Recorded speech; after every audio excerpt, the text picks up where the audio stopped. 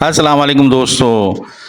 हम आ गए हैं 1983 की फ़िल्मों में। अब मैं आपको अपनी वीडियो में सन 1983 में जो फ़िल्में रिलीज़ हुई थी उनके बारे में बताऊंगा। यहाँ पर पहली फ़िल्म कभी अलविदा न कहना। ये फ़िल्म रंगीन थी, उर्दू ज़बान में बनाई गई थी और ये फ़िल्म 18 सितंबर 1983 बरोज़ इतवार के दिन सिनेमाघरों में रिलीज़ की गई थी। इस फिल्म के फिल्मसाज और हदायतकार नज़र शाह ने, मौसीकी अमजद बूबी ने दी थी। फिल्म की कहानी नज़र शाह ने लिखी थी। इसके अलावा मकाले में लिखे थे अली सुफियान आफाकी ने, नगमात सईद गिलानी साहब ने लिखे थे। इस फिल्म के सितारों में शामिल थे जावेद शेख, शबनम, सविता, नन्ना, तमन्ना, मास्टर, शहबाज। फिल्म कभी अलविदा न कहना मशहूर अंग्रेजी novel man women and child की कहानी को कॉपी करके बनाई गई थी और इस फिल्म से चंद माह कबल इसी कहानी पर इंडिया में एक फिल्म मासूम बनाकर रिलीज की गई थी। फिल्म कभी अलविदा न कहना और मासूम की कहानी तो एक ही थी, लेकिन दोनों फिल्में एक दूसरे से खासी मुख्तलिफ थी। अदाकार जावेद शेख का फिल्म इंडस्ट्री में ये तीसरा चांस था।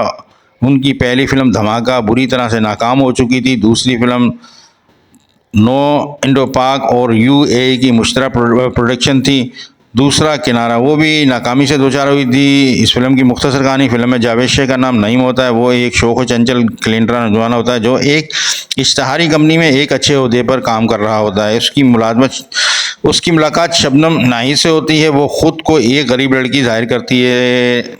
नईम उसे अपनी कंपनी लाता है ताकि उसे वहाँ नौकरी दिलवा सके। लिहाजा अपने बॉस नन्ना का नाम फिल्म में शेख साहब होता है, उससे मिलवाता है और नौकरी की सिफारिश करता है। यहाँ पता चलता है कि नाहिद शेख साहब की ही बेटी है। शेख साहब एक समझदार इंसान होता है। वो अपनी बेटी की शादी नईम से कर देता है क्योंकि नईम एक अच्छे किरदार और काबिल लड़का होता है।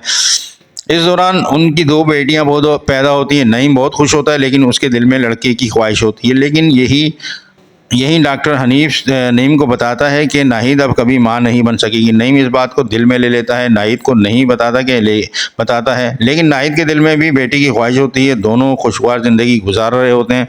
एक दिन नईम जब अपने ऑफिस में अपने एक दोस्त के पास होता है तो उसे कोलंबो से फ़ोन आता है। उसे बताया जाता है कि उसकी बीवी एक ट्रैफिक हादसे में मर गई है और उसका 8 साल बेटा तन्हा है और बेटे को बाप की ज़रूरत है। यहीं नईम अपने दोस्त को अपने माजी के बारे में बताता है कि एक स्टार की शूटिंग के लिए वो कोलंबो गया था। वहाँ उसकी मुलाकात सबीता, जिसका नाम फिल्म में सरीना होता है, उससे होती है। सरीना का बाप पाकिस्तानी था, लिहाजा वो नईम से मिलकर खुश होती है और दोनों शादी कर लेते हैं। लेकिन जब नईम पाकिस्तान आने की बात करता है तो सरीना नाराज़ हो जाती है। उनमें इख्तिलाफात हो जाते हैं और नौबत तलाक तक पहुंच जाती है।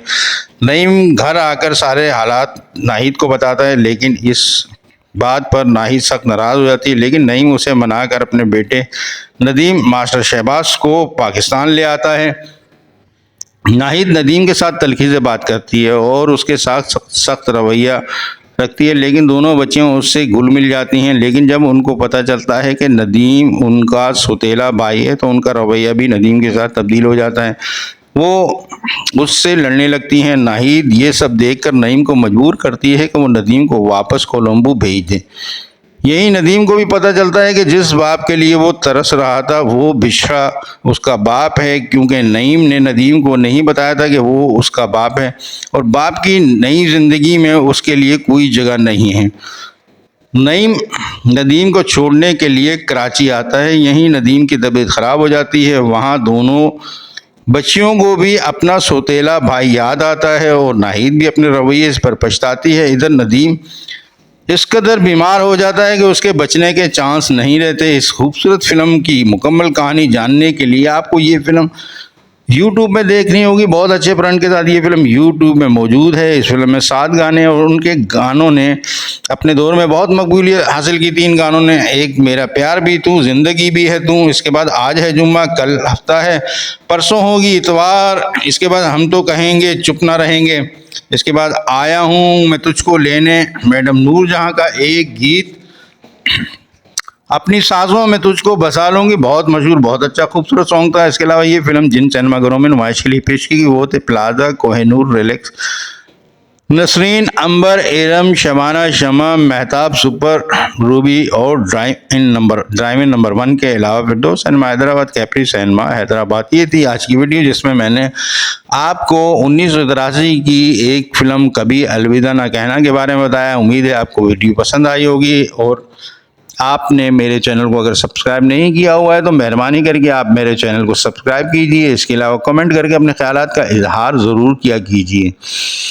मुझे बताया कीजिए कि वीडियो कैसी बनी है। अगर वीडियो में कोई खामी है, कोई कमी बेशी है तो उससे मुझे आगाह किया कीजिए। इसके अलावा वीडियो को लाइक करना मत भूला करें। बहुत बहुत शुक्रिया। शाद रहें, आबाद रहें। आपके लिए दुआ गो सैयद अतहर अली नायाब।